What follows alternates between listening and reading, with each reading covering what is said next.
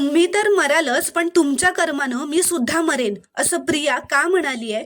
श्री स्वामी समर्थ प्रेक्षकांनो, आता प्रियाला अर्जुन सायलीवर संशय आल्याने ती बाहेर येऊन नागराजला फोन लावते व त्याला विचारते की कुठे आहात तुम्ही. तर नागराज म्हणतो, तुला काय करायचंय ग? मी कुठे येते? माझ्यासाठी जेवणाचा डबा घेऊन येणार आहेस का? तर प्रिया म्हणते, तुम्ही सरळ उत्तर देऊ शकत नाही का हो? अर्जुन सायली अजून घरी आलेले नाहीयेत म्हणून तुम्हाला कॉल केला होता.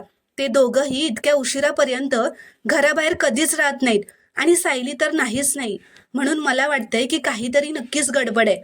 तर नागराज मनातच म्हणतो, म्हणजे महिपतला इथं अर्जुन सायलीनेच बोलावलंय की काय? तर प्रिया म्हणते, हॅलो, तुम्ही ऐकताय ना? कुठे हरवलात? तर नागराज तिला म्हणतो की मी तुला नंतर फोन करतो हा. तर प्रिया म्हणते, एक एक मिनिट, फोन ठेवू नका. तुम्ही काहीच रिॲक्ट केलं नाही म्हणजे तुम्हाला माहिती आहे का की अर्जुन सायली आत्ता कुठे आहेत? हे बघा, जर तुम्हाला काही माहीत असेल तर प्लीज मला सांगा. काही लपवून ठेवू नकात. अहो, आपण जर एकमेकांवर अविश्वास दाखवत राहिलो ना, तर अर्जुन सायली आपल्यापर्यंत कधी पोहोचतील हे आपल्याला सुद्धा कळणार नाही. तर नागराज म्हणतो, मला नक्की माहीत नाही, पण कदाचित ते आपल्यापर्यंत नाही, पण महिपतपर्यंत आत्तापर्यंत पोहोचले असतील. हे ऐकून प्रियाला धक्का बसतो. तर प्रिया म्हणते, म्हणजे? तर नागराज प्रियाला सगळा घडलेला प्रकार सांगतो. त्यावर प्रिया चिडत म्हणते, अहो, एवढी मोठी गोष्ट तुम्ही माझ्यापासून लपवून ठेवलीत? तुम्ही तर मरालच, पण तुमच्या कर्मानं मी सुद्धा मरेन. तुम्ही मला आत्ताच भेटायला या.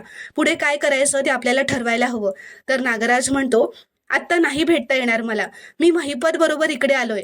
तो पुढे जंगलात गेलाय आणि त्याच्या गाडीपाशी मी थांबलोय. तर प्रिया म्हणते, मग मी येते तिथे. तर नागराज म्हणतो, तू वेडी आहेस का ग? तू अजिबात इथे येणार नाहीयेस. मला आणि महिपतला शोधून काढायचंय की यामागे नक्की कोण आहे. नक्की कोण महिपतला रोज धमक्या देत आहे ते आम्हाला कळलं ना की आम्ही तुला सांगू. तर प्रिया म्हणते, तरीही मला ॲड्रेस पाठवून ठेवा. तर नागराज म्हणतो, कशाला पण? तर प्रिया रागातच म्हणते, कारण नागराज किल्लेदार, जर तुम्हाला अर्जुन सायलीने माती चारली ना, तर मदतीला फक्त मीच येऊ शकते. तर नागराज म्हणतो, बरं, पाठवतो ॲड्रेस. जास्त शहाणपणा करू नकोस. माहिती आहे मोठी येणार आहेस ती मला वाचवायला. तर प्रेक्षकांनो, पुढील भागात काय घडणार आहे पाहणं खूपच रोमांचक ठरणार आहे. व्हिडिओ आवडल्यास लाईक करा व चॅनलला प्लीज सबस्क्राईब करा.